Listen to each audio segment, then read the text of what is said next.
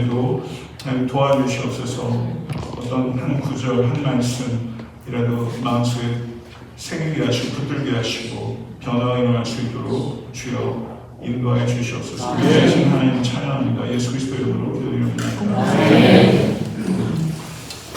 오늘 주제는 조금 특별한 주제라고 할 수 있고 소그룹에 대한 이야기인데 저는 소그룹에 대한 전문가는 아니지만 교회 공동체로서 커뮤니티 어떻게 공동체가 될 수 있을까에 대해서 늘 생각하고 또 고민하고 시도하고 이렇게 맞죠.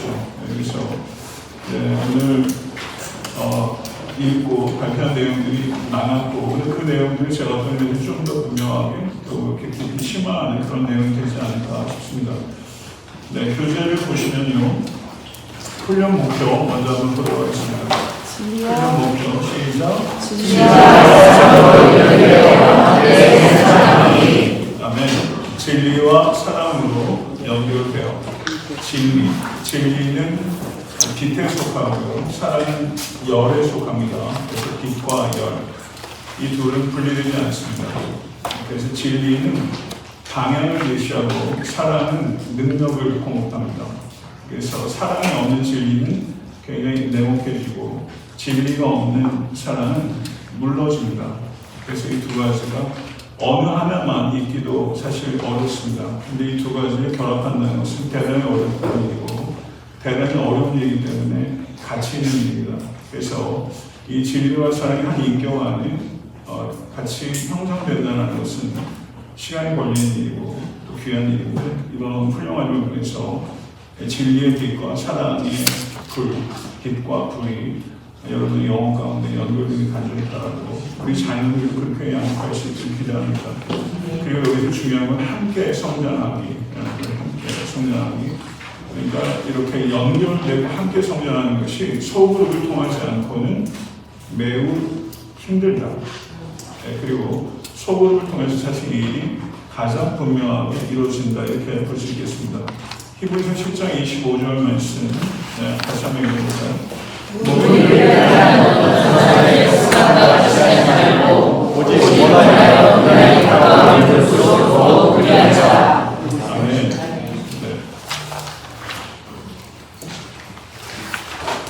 여러분은 에탄 성교회에 이렇게 오셔서 이제 가족 공동체가 이루어졌잖아요. 그래서 우리는 뉴 패밀리입니다. 믿으세요? 아멘. 하늘에 계신 우리 아버지요. 우리는 아버지가 동일해요.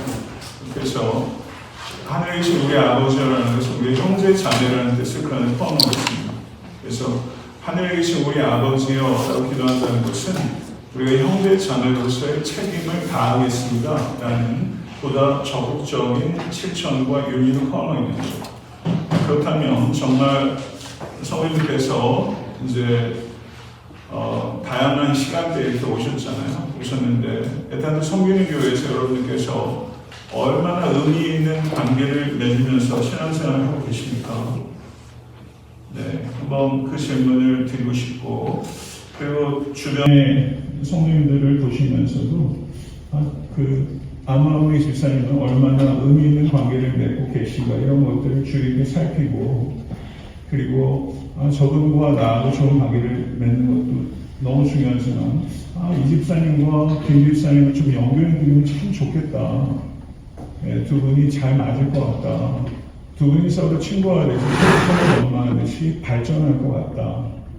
그래서 우리가 만남을 통하지 않고 사람이 성장하는데 굉장한 제한이 있어요. 그래서 여러분과 저하고의 만남도 너무 뜻깊은 만남이잖아요. 제 인생을 살면서 어떻게 일주일에 적어도 많게는 3번 예배까지는 그렇게 해서 10년, 15년 이렇게 만난다면 가족관계 안에서도 사실 거의 불가능한. 그래서 사실 여러분이 없이 저는 성장한다는 건 불가능합니다. 그리고 여러분들도 목회자, 저를 비롯한 담임 목사와의 관계 여러분이 저하고의 어떤 관계의 질을 형성하냐는 게 여러분이 얼마만큼 성장하는 데 있어서 굉장히 중요한 거예요. 너무 중요해요. 그래서 그 목사와 담임 목회자의 관계를 아름답게 지혜롭게 잘 형성하는 거 너무 귀한 겁니다. 그래서 담임 목사는 거리를 철저하게 유지한다 이런 생각들이 많습니다. 글쎄요. 그 거기에 디스턴스를 좁혀가고 조금 멀어지면 조금 앞서고 좀 가까워지면 좀 물러서고. 그래서 예수님이 이제 재판받으러 가실 때 베드로가 거리를 따라온 것처럼 네.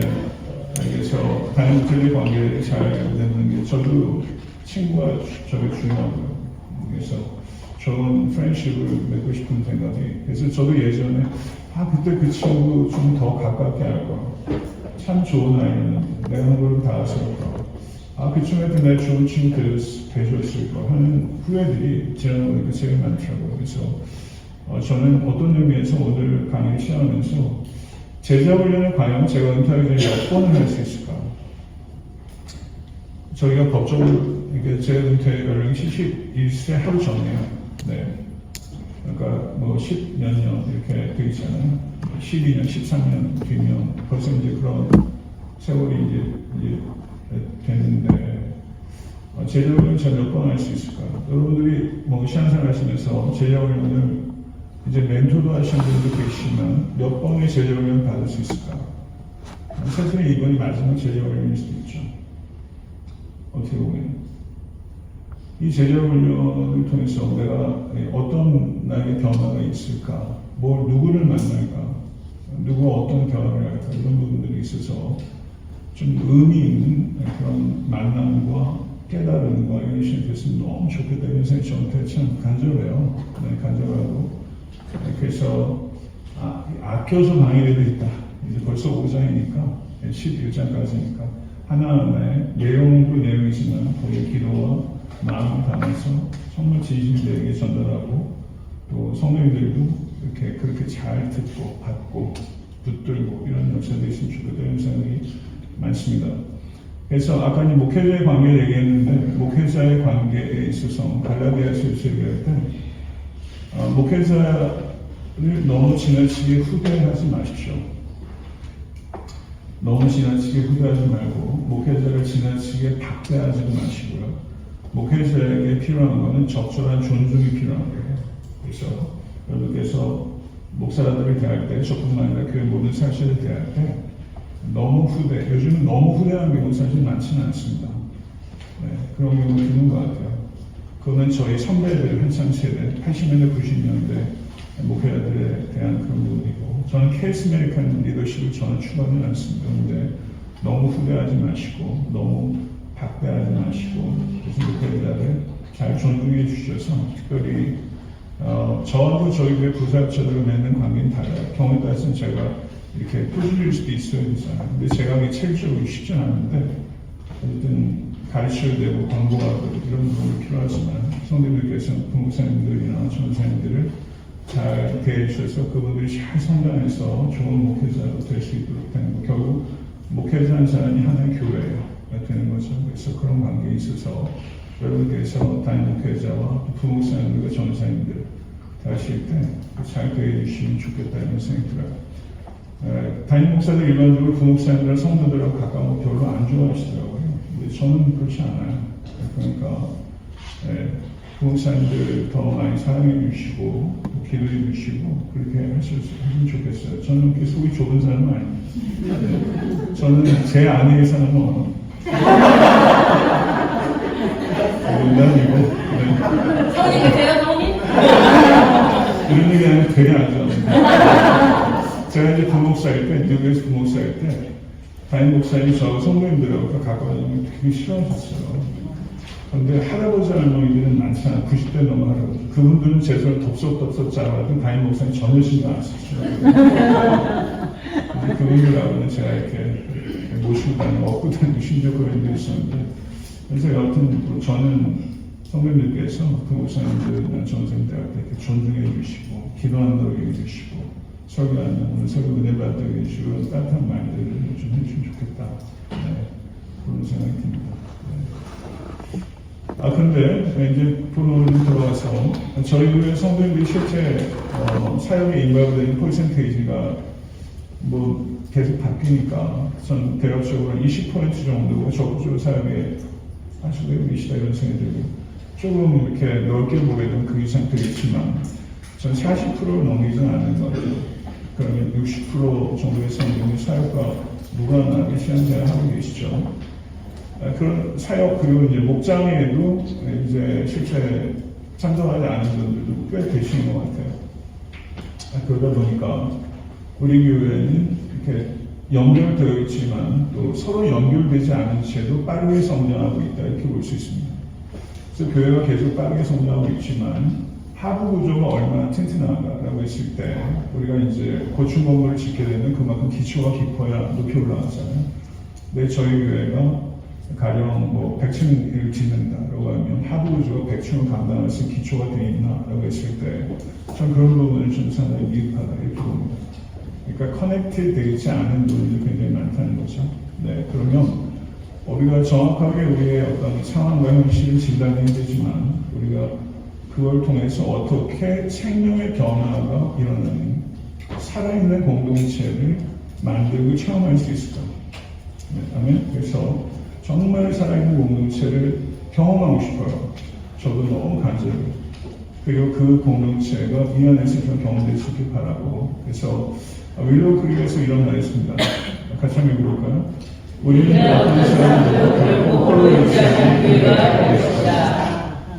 네, 그래서 일단 성경교회에서 한 사람도 홀로 있지 않도록 하는 교회를 만든다. 제가 이제 교회가 계속 성장하는 과정에서 제 설교의 주된 주제 하나가 사랑이었어요. 제가 사랑 타령을 엄청 했습니다. 네, 사랑 누가 말했나? 네, 사랑에 대한 설교를 엄청 했어요. 왜 사랑에 대한 설교를 많이 했냐면 사랑의 질이 제가 생각하는 것처럼 올라오지 않는 거예요.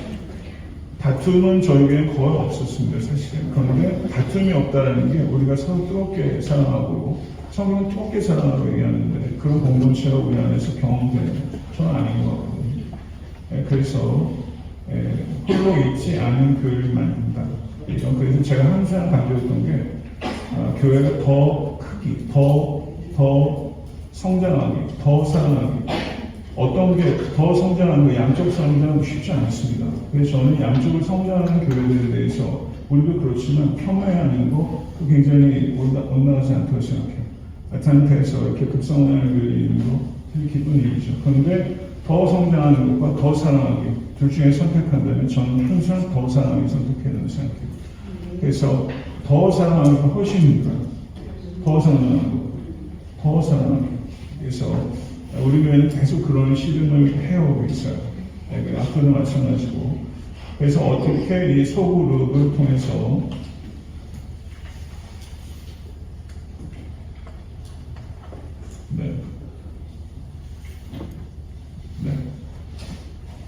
소그룹,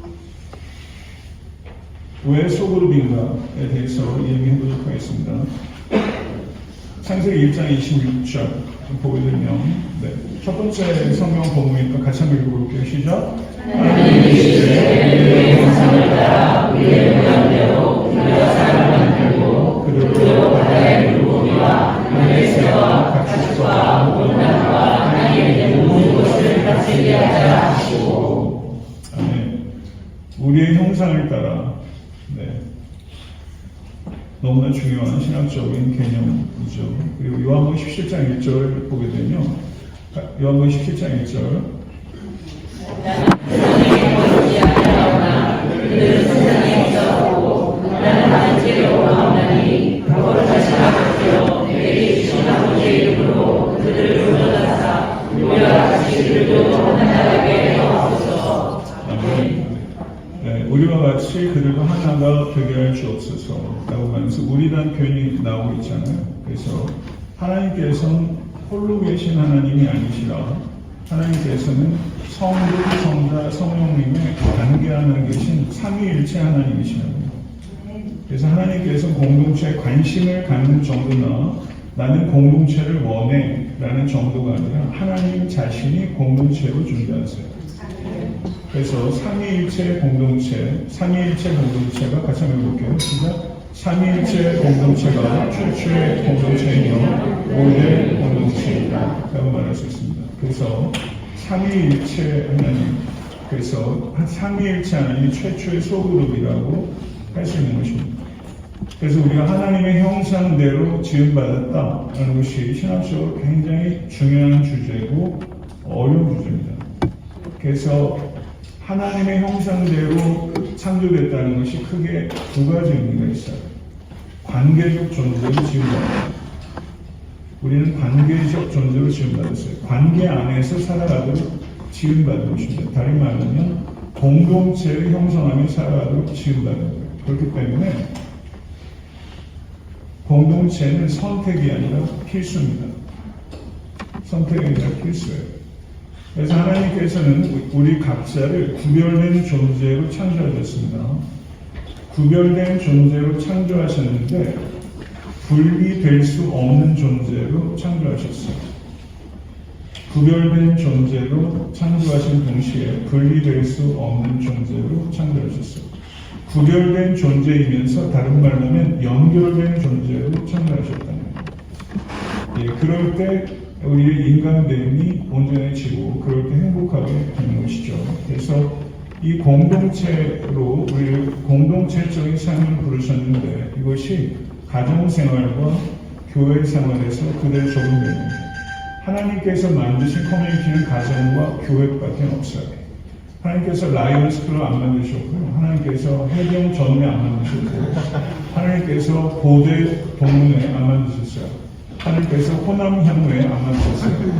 예, 이 제가 말씀드린 그룹들이 다 찐이잖아요. 그게 그렇죠. 네. 그런데 하나님께서 만드신 공동체는 딱 두 개, 가정과 교회. 가정과 교회. 그래서 우리가 육체적으로 태어났을 때 속하는 공동체가 가정, 우리가 영적으로 태어났을 때 속하는 공동체가 교회예요. 그래서 사탄은 동창회를 깨지 않아요. 네. 네, 사탄이 공격하는 딱 두 개예요. 가정과 교회. 꽤 성공적으로 하고 있죠.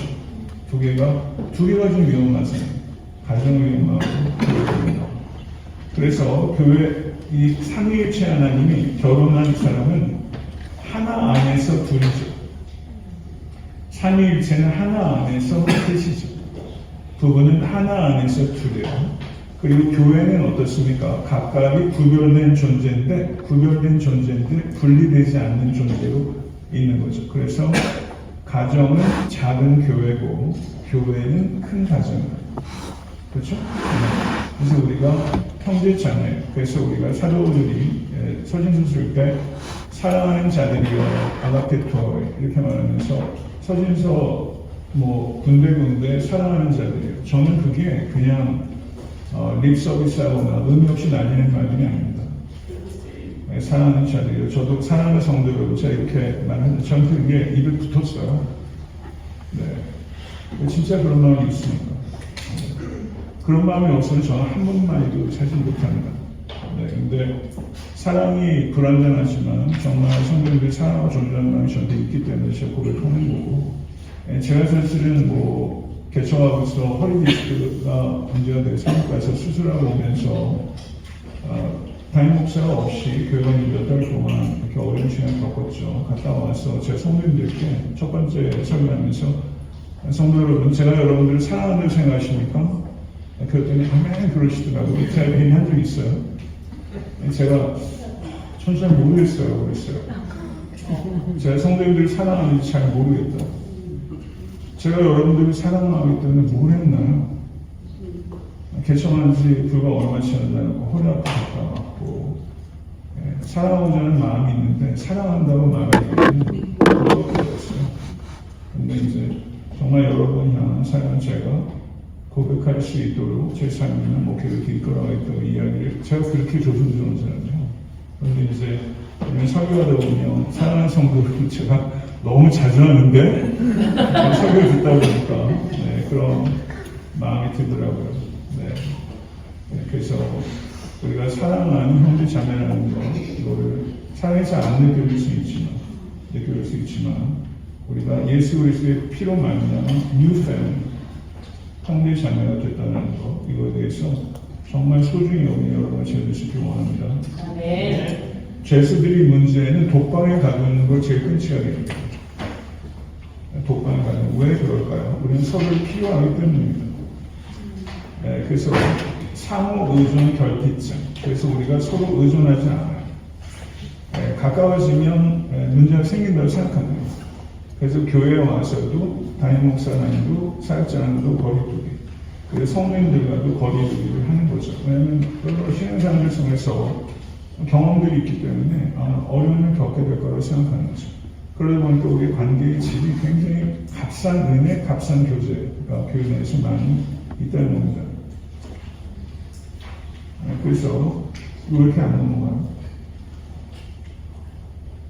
배터리 문제인가요?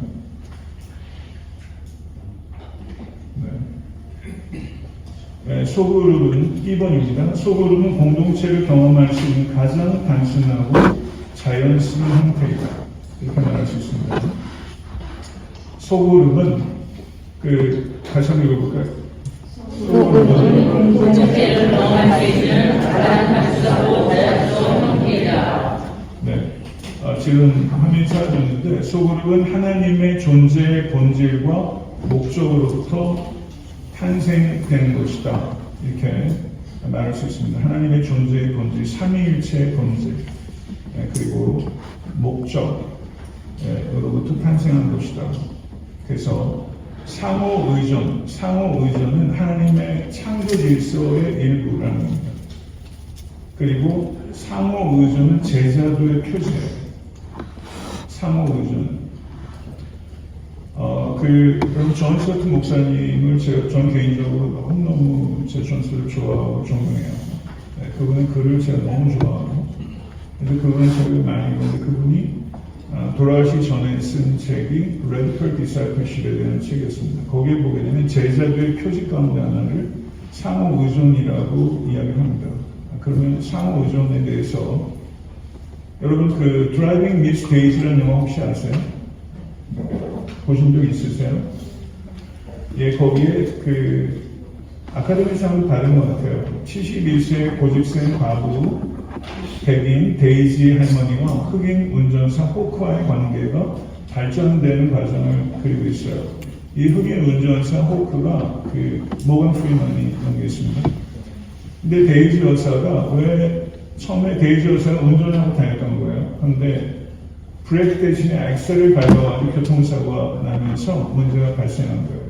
그래서 이 데이지 여사의 아들이 이제 엄마 더 운전하시면 안 돼요. 그래서 운전기사를 고용하세요. 그랬는데 이게 자존심이라 데이지 여사가 그걸 안 내려놓고 한사코 버티다가 이젠 더 이상 어떻게 할 수가 없어서 아들이 얘기한 대로 흑인 할아버지 호크를 고용하게 됐습니다. 이 흑인 할아버지 호크는 오랫동안 흑인 지방 판사에 운전을 했던 사람이에요. 그런데 이 데이지 여사는 흑인 할아버지 운전기사 호크와 아무런 관계를 맺으려 하지 않았어요. 그래서 데이지 여사가 이 호크에게 이렇게 말합니다. 난 당신이 필요 없어요. 당신을 원하지도 않고 당신을 좋아하지도 않아요. 이렇게 관계가 시작됐던 거죠. 그런데 계속해서 두 사람이 함께 시간을 보내면서 서로의 진심을 알게 됐고, 거기서 데이지 여사가 좋게 말했던 데이지 여사가 이렇게 말했던 겁니다. 당신은 정말 나의 가장 좋은 친구예요. 이렇게 이야기를 하게 됐고, 나이가 같이 들어가면서 데이지 여사에게 호크가 호박파이를 잘라서 조심스럽게 먹여주는 장면을 끝이 납니다. 그래서 영화 끝날 때 데이지 여사는 97세, 영화가 시작할 때 데이지 여사의 나이는 72세, 약 25년간, 그리고 호크는 85세가 됐죠. 그래서 영화를 통해서 우리에게 가르쳐 주는 것은 의존하지 않는 것이 성숙의 표지가 아니라 의존하지 않는 것이 미성숙의 표지가 될 수 있다는 것입니다. 습관적으로 의존하는 것, 독립할 수 있음에도 불구하고 의존하는 것은 미성숙이에요. 근데 의존할 수밖에 없는 삶의 스테이지가 있고 의존할 수밖에 없는 삶의 상황이 있다는 것을 받아들이는 것, 성숙이죠. 갈라디아서 6장 2절 보게 되면 다시 한번 읽어보겠습니다. 너희가 짐을 서으시라 그리하여 그리스도를 채우시라. 그래서 기독교 윤리는 서로 상호작용입니다. 뮤추얼한 거예요. 짐을 서로 나눠주는 겁니다. 사도 바울께서도 로마서에서도 로마에 가고 싶은 이유가 서로 안위함을 얻기 위해서 한다고 했어요. 내가 너희를 위로해 주러 갈 거야. 이렇게 얘기하는 게 아니라 서로 안위함을 얻기 원. 나도 위로가 필요한 사람이야. 라고 말하는 거죠. 저는 이것이 굉장히 중요한 리더로서의 자질이라고 생각해요. 내가 당신 위해서 기도해 줄게. 라고 말하지만 나를 위해서 기도해 달라고 말하는 사도 바울의 모습이 에베소 6장에 나옵니다. 그래서 책임의 정도는 다르고 의존의 정도는 다를 수 있겠지만 의존을 할 때가 인생에 있다는 것과 그리고 나도 누군가에게 기댈 필요가 있다는 것을 받아들이는 건 굉장히 중요한 특징이라는 거죠. 그래서 우리가 예수 그리스도께서 이 땅에 성육신하시면서 태어나셨는데 예수님께서 누가 그 여자의 자궁 안에 태 안에 하나의 핏덩이로 세상에 오시는 하나님. 여러분 이게 어떻게 가능합니까? 하나의 세포로 하나님이 오신다는 거예요. 하나의 세포로. 하나님께서 우리를 위해서 뭘 해간다는 거예요. 여러분 성경에 나오는 기적들 중에서 여러분 다 믿으세요? 어떠세요? 성경에 나오는 기적들, 예수님께서 하신 모든 기적들. 그 기적들, 이걸 어떻게 믿어 하는 단계는 다 겪으셨겠지만 그 기적들을 다 받아들이는 첫 번째 관문이 뭐냐면 예수 그리스도의 성육신을 믿으면 하나님이 세포가 된다는 것을 믿으면 그 하나님께서 이루신 기적을 받아들이는 게 전혀 사실 어려움이 없습니다. 사실은 가장 큰 기적은 성육신이에요. 가장 큰 기적. 세포가 핏덩이들 안에 하나의 세포로 오신 하나님.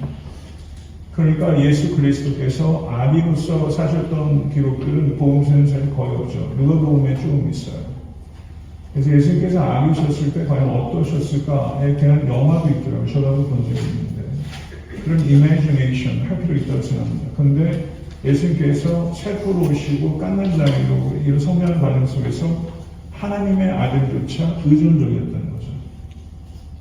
마리아에게 의존적이고 먹여줘야 먹을 수 있었고 그래서 의존한다는 것이 그 사람으로부터 독립성을 빼앗거나 인간의 존엄성을 빼앗는 것은 아니에요.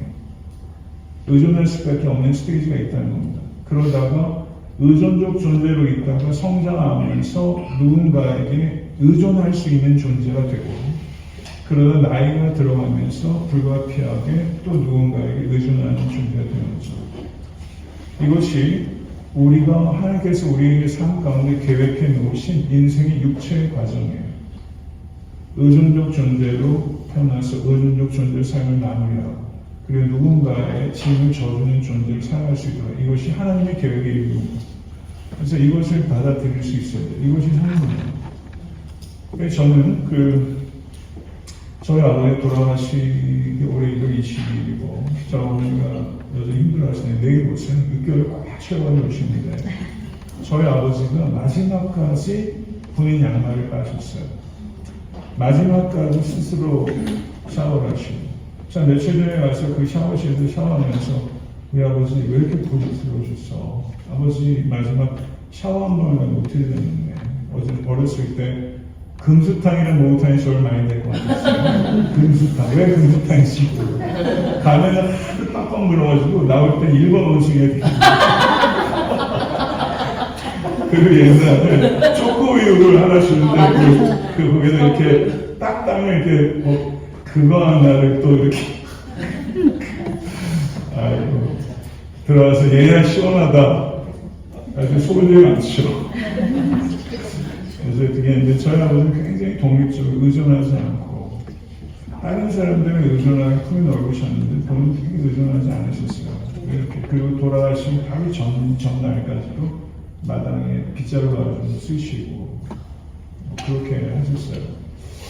네, 그래서 저는 이제 노인들 나이 들어가신 게 관심이 많고 그래서 이제 시니어들 관심이 정말 많습니다. 그런데 JI 패커도 나중에 돌아갔을 때 시력이 안 보였어요.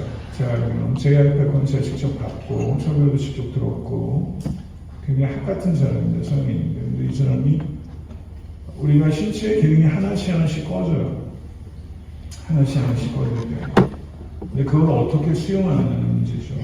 그랬을 때 한 신학자는 육체의 그런 것들이 하나씩 불이 꺼져갈 때 하나님께서 나를 만나시기 위해서 준비하시는 과정으로 다 나를 만나시기 위해서 하나님께서 나를 준비시키고 계십니다.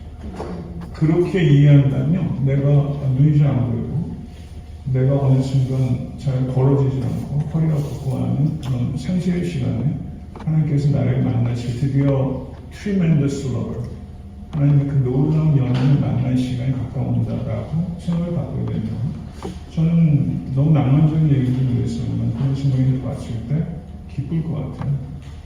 기쁠 것 같아요. 그래서 내가 누군가를 의존한다는 거, 의존한다는 거, 그런 시간이 왔을 때 자녀들 평생 돌보다 얘야 아빠 이게 필요하다라든가 이런 이야기들을 자녀한테 지금 안 되고 싶어하는 부분들이 너무 많잖아요. 그런 사람들 속에서도 교회에서도 성도님 나 라이드 필요한데 좀 주실 수 있으세요? 라이드를 이렇게 좀 필요하신 분들 계시거든요. 근데 막 부탁 안 하세요. 저는 좀 해주셨으면 좋겠어요. 의존할 줄 알고. 그냥 가족이니까. 그래서 쭉 돌아가면서 그냥 시니어 아파트 가서도 그래서 못 가신 분들 많은데 다 우리 교회 오시라고 그러고 장로 좀 받으려 그렇게 했으면 좋겠는데 그렇게 해드리려도 의존하지 않으시는 거죠. 그래서 저는 의존할 줄 아는 성수 짐이 되려고 짐을 되려고 이용해서 안 되겠지만 의존할 줄 아는 성수가 필요하고 우리 공동체는 그렇게 의존할 수 있는 공동체 그렇게 해서 공동체를 만들고 싶습니다. C. 소그룹이 관계의 축복을 경험할 수 있는 거의 유일한 방법입니다. 오랜만에 여러분들 만나니까 흥분해져. 말이 많아서. 소그룹이 관계의 축복을 경험할 수 있는 유일한 방법이다. 정말 그래요. 그만큼 중요하다는 겁니다. 그래서 같이 한번 읽어볼게요. 시작. 우리의 삶의 목표를 달성하기 우리는 중요한 결정을 내릴 때 필요한 지혜를 얻는다. 우리는 영적 성장에 필수불가능한 상호지짐을 경험한다. 우리는 상처 치유에 도움이 되는 공감을 얻는다. 소그룹이 제공하는 4가지 축복들을 소그룹이 제공하는 축복들이 100가지도 넘을 거예요. 그런데 그런 부분들을 이제 저렇게 4가지로 영역별로 좀 나눴다 이렇게 생각하면 되겠습니다. 삶의 폭풍우가 다 있습니다. 그때 헤쳐나갈 힘을 얻고 중요한 결정을 내리는데 필요한 지혜를 얻는다. 하나님의 뜻을 여러분 찾으시잖아요. 그런데 분별할 때 가장 중요한 요소가 주변에 내가 신뢰할 수 있는 믿음의 지체들에게 묻는 거예요.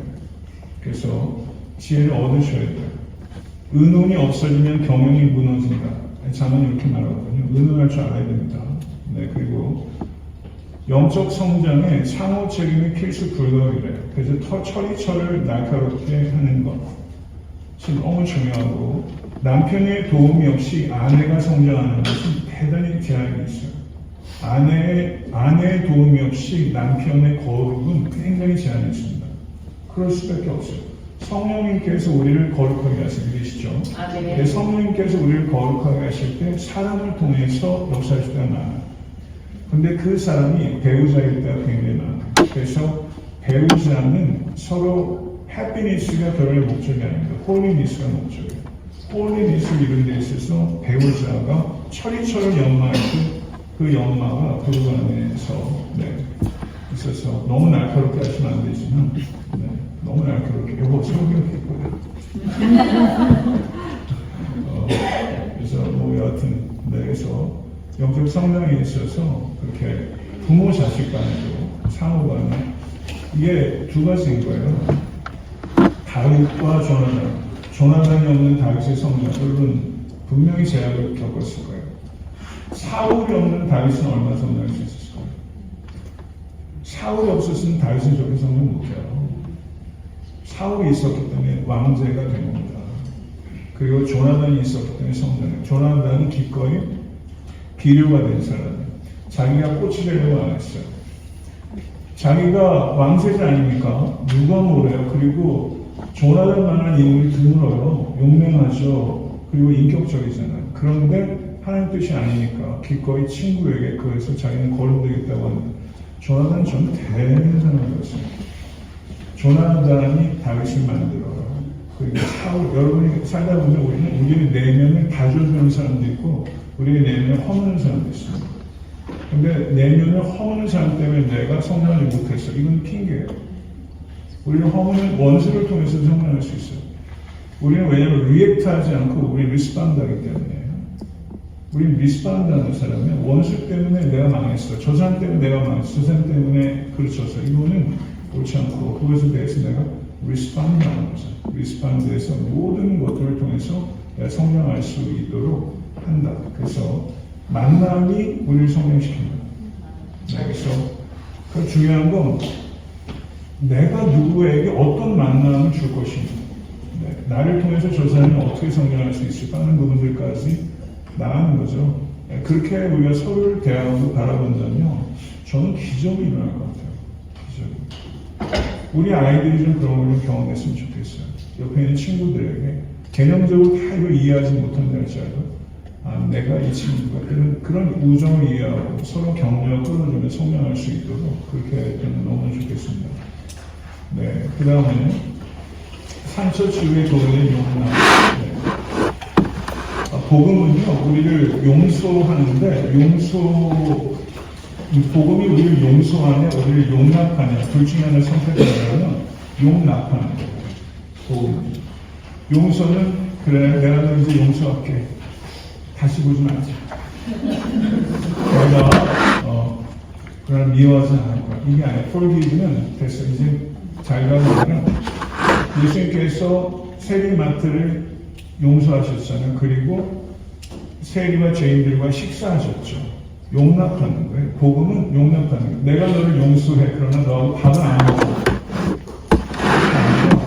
Sharing table means sharing life. 이게 주대이즘에서 굉장히 중요한 표현이에요. Sharing table means sharing life.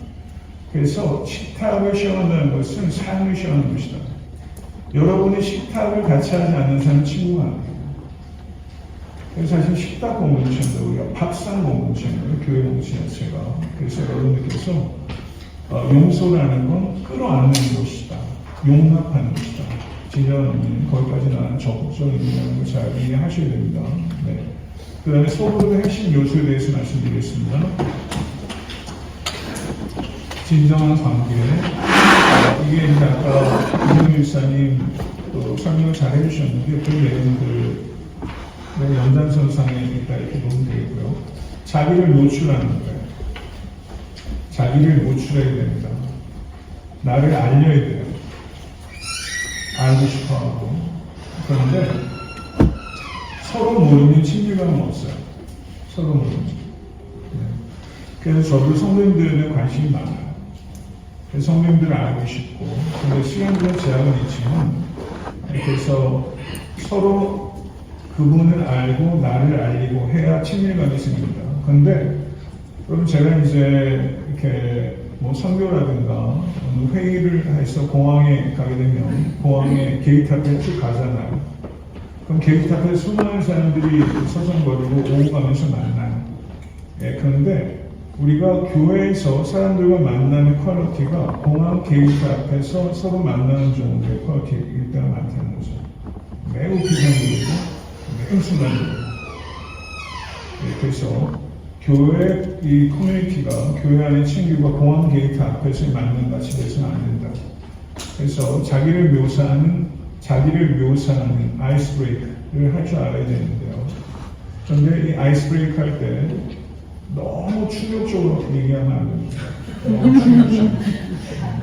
처음부터 한번 당해봐. 내가 이런 사람이야. 감당할 수 있어? 그러면서 자기를 너무 충격적으로. 그리고 너무 인상적으로 자기를 표현하지 마시고, 너무 충격적으로, 너무 인상적으로 표현하지 않고, 절제하고, 그리고 관계의 깊이, 신뢰의 깊이가 쌓이는 수준에 따라서 자기를 적절하게, 자기를 노출하는 수위를 결정해야 된다는 거죠. 그래서, 저랑 따라해보세요. 단순하고 작은 자기 노출부터. 네. 단순하고 작은 이야기라는데 거기에 진정성이 있어요. 아, 이분이 이런 분이구나. 제가 그래서 이제 여러분 묵상 다들 열심히 하고 계세요? 네. 진짜로요? 네. 그러면 제가 소그룹에 제가 다 들어갈게요. 네, 지금 10개 그룹 아닙니까? 제가 눈치 보여가지고 넣어달라는 말을 못했는데 제가 들어갈게요. 들어가서 제가 다 못 읽어요. 그런데 하루에 하나씩은 제가 읽어가면서 그분들 걸 볼게요. 그래서 제가 성도님들 걸 이렇게 봐요. 예, 본다고요. 얼마나 바쁘겠어요. 그것까지 보는데 글이 꼭 지는 것 같아서 그 사람이 보여요. 글이. 예, 그래서 이 묵상이 자기 노출이죠. 묵상이 자기를 노출하는 가장 좋은 방법이 있어요. 저도 묵상을, 제 묵상 올리니까 저를 보시잖아요. 그런데 제가 프라이빗하게 땡땡땡 집사님을 용서하게 주시옵소서. 이런 걸 제가 거기 쓸 수 없지만, 예, 집에서 오늘 아이들과 지지우복 갔던 거, 뭐, 거기다 쓸 수는 없지만, 애들로 쓰거나, 예, 그럴 수는 있겠지만, 어쨌든 일정 정도 진실되게 디스플레이 하는 게 아니라 나를 노출하는 정도라면서 묵상이 저는 너무너무 좋은 것 같아요. 성도님들, 아, 이분이 이런 생각을 하시는구나, 이런 단어를 선택하는구나 보니까 성도님들이 반짝반짝한 거예요. 너무 귀하다. 너무 귀하다. 어떻게 이런 생각을 하시지? 이런 생각이 들면서 성도님들에 대한 존중이 저한테 더 많이 생기다, 묵상을 보니까. 그래서 이제 묵상을 볼 때 여러분께서 그 속을만해서 보실 때 보시는 분도 있을 텐데 좀 보세요. 보여주려고 하지 마시고 보시고 그리고 엄지척 하트 그거 세거든요. 나는 두 개인데 저분이 다섯 개인데 이거 근데 마음이 막아갖고 사소한 건데 그리고 제가 누른 날은 다 눌러야 돼요. 아무 생각 김기수가 눌렀는데 이기수가 그거 확인한다니까요. 그래서 아주 사소한 건데 어쨌든 그러니까 이제 그렇게 해서 나누시고 섬김은 큰 섬김은 큰 희생이 필요해요. 작은 섬김은 지속적인 희생이 필요해요. 어떤 게 더 어렵지? 큰 희생, 지속적인 희생. 작은 섬김이 더 어려울 수 있다는 거죠. 그러니까 작은 섬김을 경시하시면 안 됩니다. 작은 섬김을 경시하는 건 자기를 지나치게 과대평가하는 거예요. 나는 이런 거 할 사람이 아니야. 왕년에 다 했어. 이런 거 있잖아요. 왕년에 다 했어 하는 순간 그 사람의 영성이 문제가 있는 거예요. 영성이 높은 수준이라는 것은 나는 여전히 초보야. 이게 영성이 높이 있다는 나는 죄인 중에 괴수야. 사도 바울이 수요일 전에 얘기했던 얘기잖아요. 그래서 섬기는 대상을 가리지 않는다. 섬기는 보답을 기대하지 않는다. 섬겨놓고서 너무 인정 안 해주면 기분이 이상해져요. 섭섭해져요. 섭섭마귀가 저는 최악의 마귀예요. 네, 섭섭마귀. 그래서 목사님을 알아주셔야 됩니다. 그런 마음이 있거든요. 그래서 인정해주고 칭찬해주는 건 필요하지만 거기에 마음을 지어주면 섭섭한 마음이 올 때 있어요. 그렇게 잘 털어내시고 그렇게 하시고 작은 섬김을 잘 하는 게 저는 아픈 것 같아요. 오히려 제가 볼 때 저런 분이 저렇게 작은 사역을 하셔? 하면 저는 오히려 감동이 너무 되더라고요. 네, 그래서 이런 부분들 잘 생각하시기 바랍니다. 네, 그 다음에 격려에 대해서 하나님은 우리를 격려하시는 분입니다. 의식주가 필요할까? 격려가 더 필요할까? 제가 자꾸 이게 둘을 놓고 얘기하는데 이렇게 단순하게 쉽게 얘기할 수 없지만 그만큼 격려가 먹고 마시고 입는 것만큼 중요하다. 그래서 하나님은 우리를 격려하시는 분이세요. 아멘? 그런데 하나님께서 우리를 격려하시는데 하나님께서 하시는 일을 우리가 하기 원하세요. 그래서 하나님께서 우리가 격려하는 사람이 되기 원하세요. 네, 그래서 격려하시는 여러분. 그래서 칭찬이 근거가 없으면 사람은 오히려 망가뜨려요. 근데 칭찬은 잘 이렇게 주목해서 보게 되면 칭찬할 게 있어요. 그 부분을 가지고 이야기를 해주는 거죠. 그래서 그다음 온유에 대해서 말씀드리겠습니다. 온유. 네. 화를 내면요, 여러분 앵거 이슈가 굉장히 많습니다. 여러분 어떠세요? 제가 아는 사람은요, 막 이렇게 혼나다가 아파트에 뛰었어요.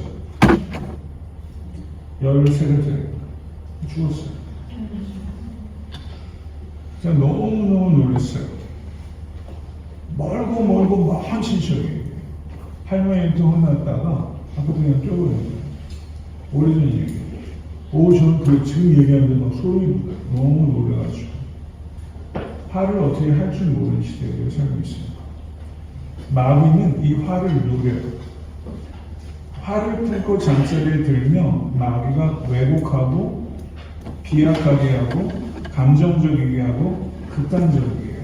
그리고 빨리 결정해요. 제가 목회를 하면서 제가 여태까지 지키는 원칙은 마음이 화가 났을 때 결정하지 않는다. 중요한 결정이 오늘 내가 감정이 안 됐으면 절대 카톡이나 텍스트나 이메일 보내지 않아요. 여러분 유대교 사내들인 공회에서 데스 페널티를 결정할 때 당일에 결정 못하게 되어 있어요. 다음날 결정이 되어 있습니다. 왜냐하면 그게 치명적이기 때문에. 그런데 예수님은 어떻게 결정했어요? 밤에 결정했죠. 그게 불법입니다. 그게 중요한 결정, 여러분의 감정이 다스려지지 않을 때 그날 결정하지 않는다. 그래서 화는 영성을 마비시킬 뿐만 아니라 이성을 마비시킵니다. 그리고 화 때문에 몸도 상하고 교회의 몸도 상해요. 그래서 리더에게 있어서 가장 중요한 것은 화를 다스리는 것인데 우리가 우리가 내는 화는 99% 죄변합니다. 거룩한 분노는 가져야 돼요. 예수님께서 분노하시는 것에 대해서 분노해야 됩니다. 분노하지 않는 것도 죄예요. 화 자체를 죄로 삼는 게 아니라 죄에 대한 분노는 있어야 돼요. 거룩한 분노. 본질이 훼손되는 것에 대한 분노가 있어야 됩니다.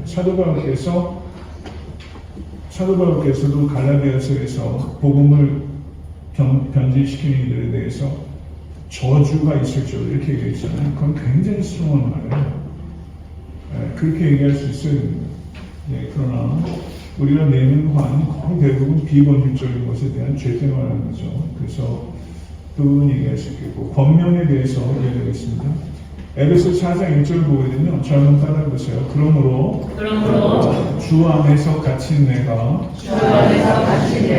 너희를 권하노니 주 안에서 갇힌 내가 너희를 권하노니 이렇게 말해서 권한다라고 했을 때 이게 권면이거든요. 이 권면의 뜻은 가까이 부르다 이런 뜻이에요. 가까이 부르다. 그래서 권면은 사랑에 기초합니다. 그래서 내가 주 안에서 갇혔을 때, 주 안에서 갇혔다는 것은 내가 the prisoner of Jesus Christ. 내가 예수 그리스도 때문에 스스로 절제하는 사람인 거예요. 그럴 때 그 권위가 발생한다는 거죠. 그래서 권면할 수 있는 사람이 필요합니다. 그래서 경우에 따라서 제가 성도님들과 이렇게 상담을 했을 때,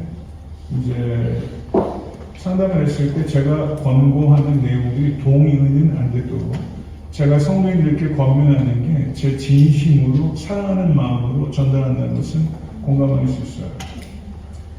성도들이 정말 필요한 건 솔루션이 아닌 것 같아요. 제가 그분을 정말 사랑하고 경청하고 권면한다는 것. 사실 그게 더 중요한 거고. 그리고 제가 구체적으로 얘기하는 것들이 받아들여질 만큼 와이즈한 거라면 좋겠고 그분이 그걸 수용하시는 삶의 스테이지나 상황이면 좋겠지만 근데 적어도 중요한 거는 내가 진심을 가지고 사랑을 권면한다는 건 전달할 수 있는 그게 어디서 나오냐면 주 안에서 갇힘에 있는 거예요. 나를 권면하는 저분이 주 안에서 갇혀있죠. 이게 중요한 거예요. 그 다음에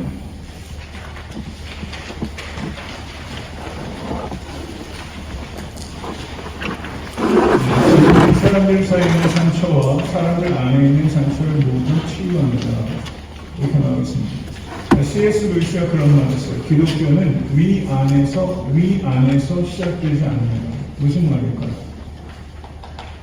위 안에서 시작되지 않는다. 위안은 찾는다고 얻을 수 있는 것이 아니다. 당신이 위안을 찾는다면 위안도 진리도 잃게 될 것이다. 위안만 찾으려고 하는 것은 전적으로 희망사항일 뿐이다. 이렇게 말했습니다. 그렇기 때문에 우리가 서로를 위로하는 것은 항상 진리와 함께 가야 합니다. 항상 진리 안에서 사랑을 말합니다. 이 두 가지를 결합한다는 게 어려운 거예요. 그럼 우리가 인간적인 위로, 여러분 그거 원하는 거 아니잖아요.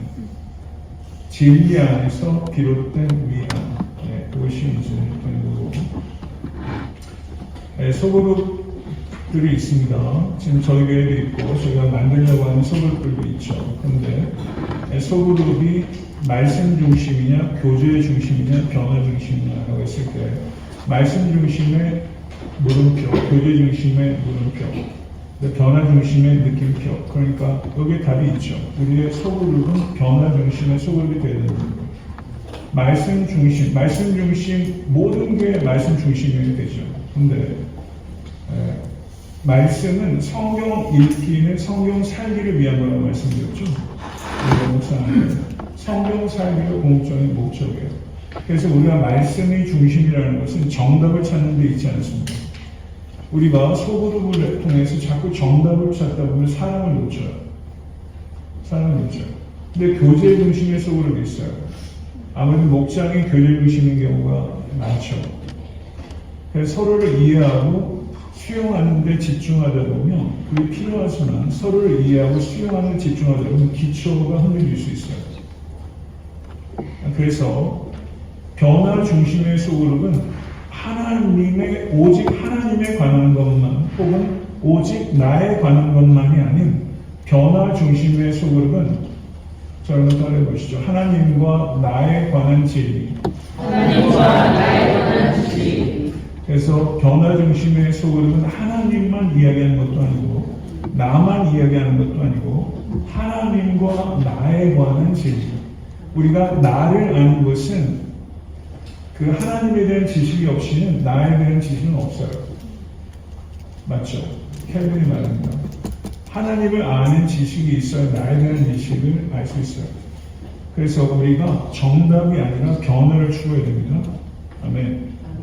이것을 우리가 얘기할 수 있고, 네. 그 다음에, 네. 다시 한번 읽어볼까요? 하나의 삶을 변화시키기 위해서는 하나의 변화적인 삶이 필요하다. 네, 아멘.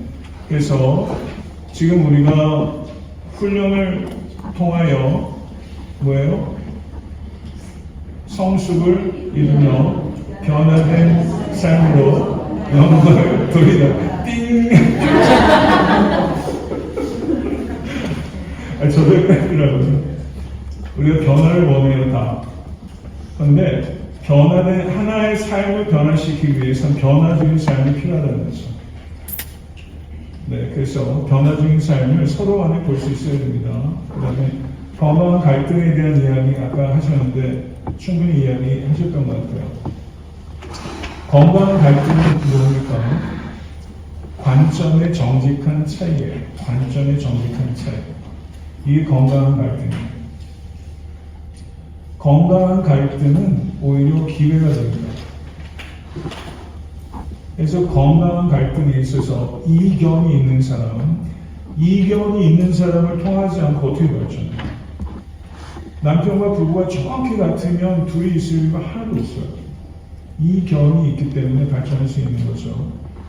그래서 극복된 갈등은 인생에 있어서 하나의 굉장히 중요한 전환점이 됩니다. 극복된 갈등. 그래서 여러분이 갈등을 직면하게 되면 이 갈등을 잘 극복하게 되면 그분과의 나의 관계는 완전히 새로운 프렌십이 나는 거예요. 사실 갈등이 극복될 때 우정이 형성되고 갈등이 극복될 때 인생의 전환점이 경험되게 되는 거죠.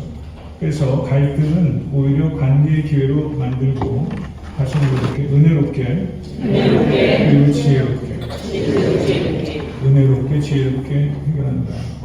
네, 그리고 저기 이제 구체적인 강론들이 있는데 아까 이 내용들이 얘기가 된 것 같은데 이정희 맞죠? 네. 그래서 저런 내용들 그룹 안에서 발생한 갈등은 그룹 안에서 해결한다. 사도 바울이 갈라디아서 2장을 보게 되면 베드로에 대해서 공개적으로 베드로의 문제를 노출시켜요. 왜냐하면 그게 베드로가 이방인들과 식탁교제에서 물러나버렸어요. 이게 베드로의 개인적인 문제였으면 사도 바울이 베드로를 잠깐 나 좀 가요. 이렇게 얘기했을 거예요. 그런데 베드로가 일으켰던 식탁주의의 문제는 공적인 문제였어요. 복음이 달린 문제였어요. 그렇기 때문에 사도 바울이 공개적으로 망신 준 게 아니라 공적인 자리에서 노출된 문제이기 때문에 공적인 자리에서 푼 거예요. 그렇기 때문에 사도 바울, 베드로는 그것에 대해서 전혀 허락되는 필링이 없었어요. 그래서 사실은 이게 굉장히 아름다운 장면인 거거든요. 그거를 수용하고 할 수 있다는 것은 굉장한 거예요. 이 두 사람에게는 복음만이 관심이 있는 거죠. 복음에. 그래서 우리가 이제 갈등을 해결할 때도 미흡한 부분들을 교정할 때도 이런 부분들이 굉장히 중요하다. 네. 브리스길라와 아볼로가 가르치는데 아볼로가 가르치는 내용이 조금 결함이 있었어요. 그런데 이제 브리스길라 아볼로를 부르는 거예요. 따로 불러가지고 그걸 교정해 줬어요. 그런 장면이 사도행전 18장인가에 있어요. 굉장히 멍청한 거예요. 네, 그런 모습들.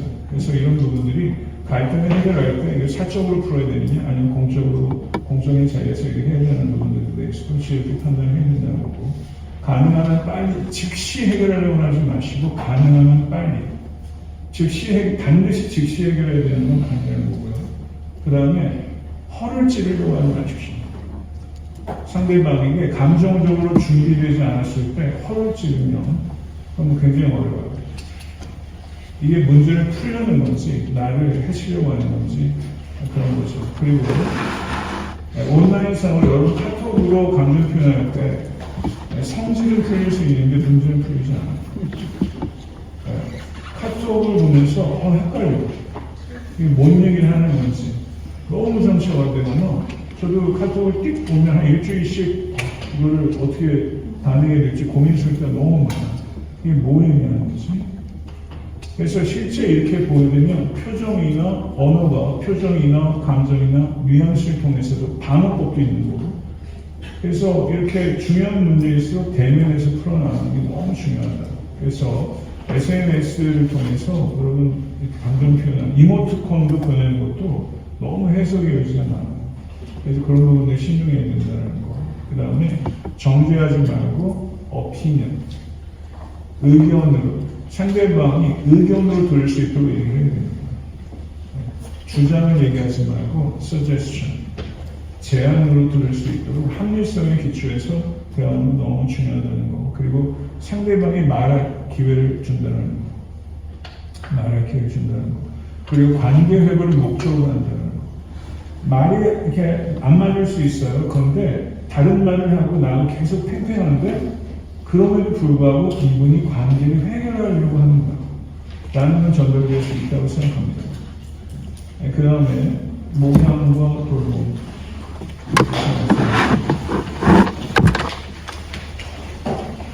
소그룹의 핵심 요소 가운데는 목양, 돌봄과 훈련에 대한 부분이고요. 최근에도 그랬어요. 최근에 어떤 선생님분이 운동을 하시다가 사고가 나가지고 병원에 입원하셨다고 연락이 그 목자로부터 제가 받았어요. 네, 목자로부터. 그러니까 어떤 성도님들이 어떤 문제가 닥치게 되면 교회 목사님한테 전화하는 경우도 있지만 소그룹 리더에게 먼저 가요. 그런 경우들이 굉장히 많아요. 네, 이런 부분을 생각할 수 있고, 여러분들이 어려움에 겹쳤을 때 여러분에게 전화를 걸 사람이 몇 명이 되지 않는지 생각해보세요. 아니면 여러분들이 정말 어려움이 있을 때 나 지금 좀 잠깐 만날 수 있을까? 새벽 1시인데 여러분 그렇게 전화할 사람 혹시 주변에 있으세요? 제가 전화하면 나오시겠어요? 전화 좀 주세요. 그럴까요? 대전사님 나올 것 같아요. 전화. 알겠어? 정말 저는 솔직히 그래요. 새벽 2시에 전화 띵 와. 목사님 좀 만나고 싶어요. 그래서 저를 찾는다. 그러면 저 사실 한편으로는 고마울 것 같아요. 술 취해가지고 저한테 전화한 사람이 있어요. 목회는 보라를 티예요. 쓰레기막이 끝나가지고 목사님. 아이고, 그런 거 있습니다. 안성생리를 아는 거예요.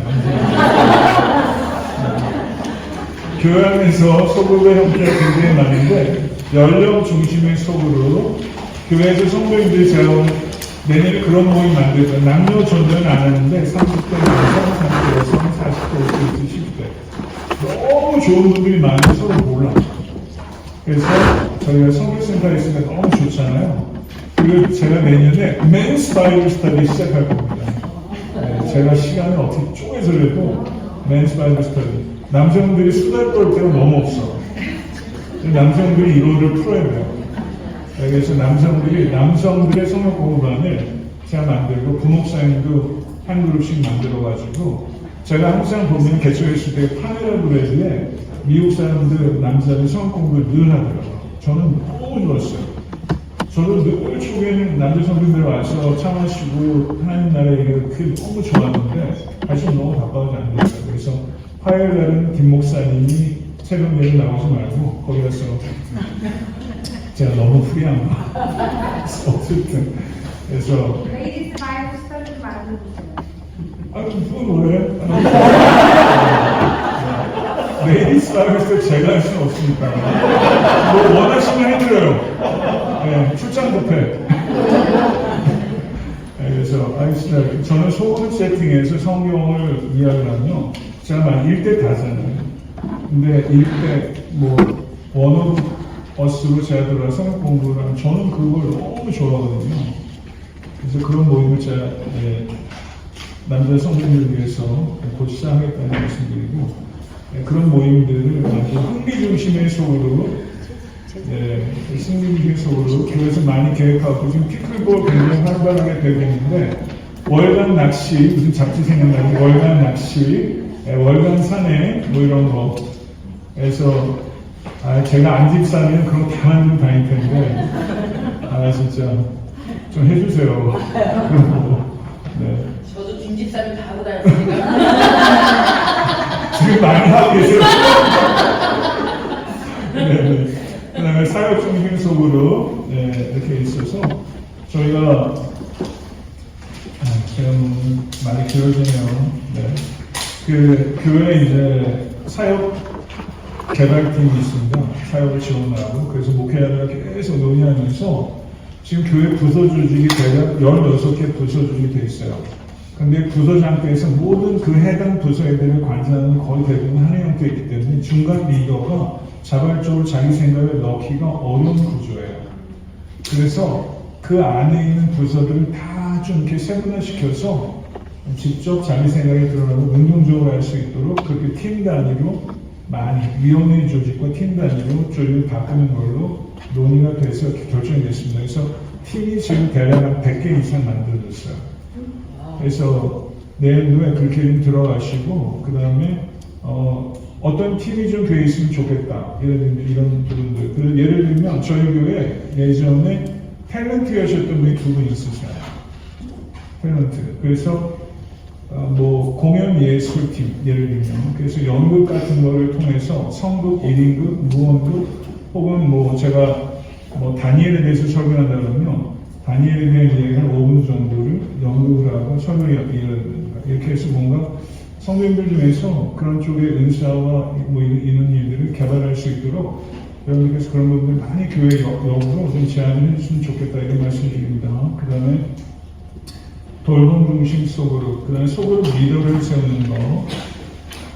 리더에게 중요한 것은 뭐냐면 완벽이 아니라 진공이다. 리더는 힘을 사용하는 사람이 아니라 본이 되는 사람이라는 거. 리더에게 있어서는 리더의 능력도 중요하지만 리더가 되려는 동기도 그에 못지않게 중요하다. 그래서 리더를 세우기 전에 충분히 살펴야 됩니다. 왜냐하면 사람을 세우면 물러내게 하는데 훨씬 힘이 들어요.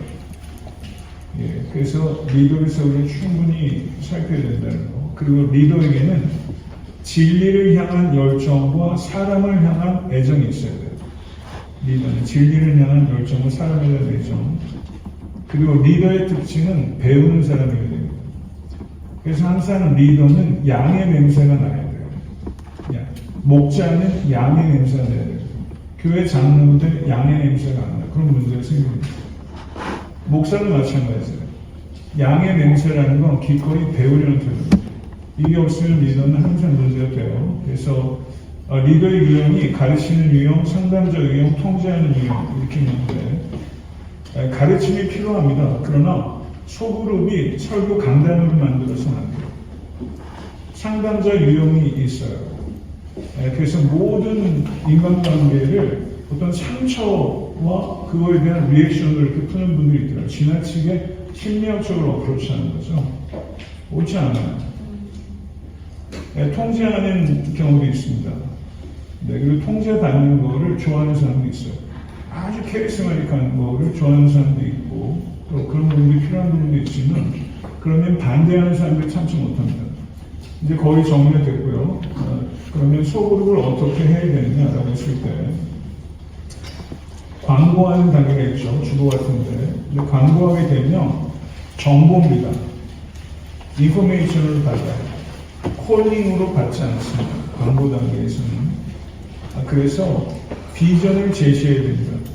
이 소그룹이 왜 필요한지 비전을 명확하게 제시하고 로드맵을 이야기할 수 있어요. 그 다음에 우리 함께 하자고 초청해야 돼요. 인바이트 해야 됩니다. 초청해도 반응하지 않습니다. 그러면 강요하지 않고 지속적으로 요청해요.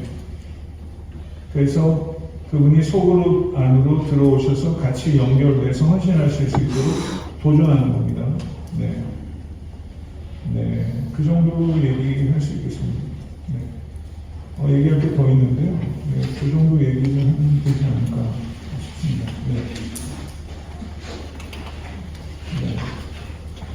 오늘 강의 여기까지 마칠게요. 좀 길어졌는데, 얼굴 사랑합니다.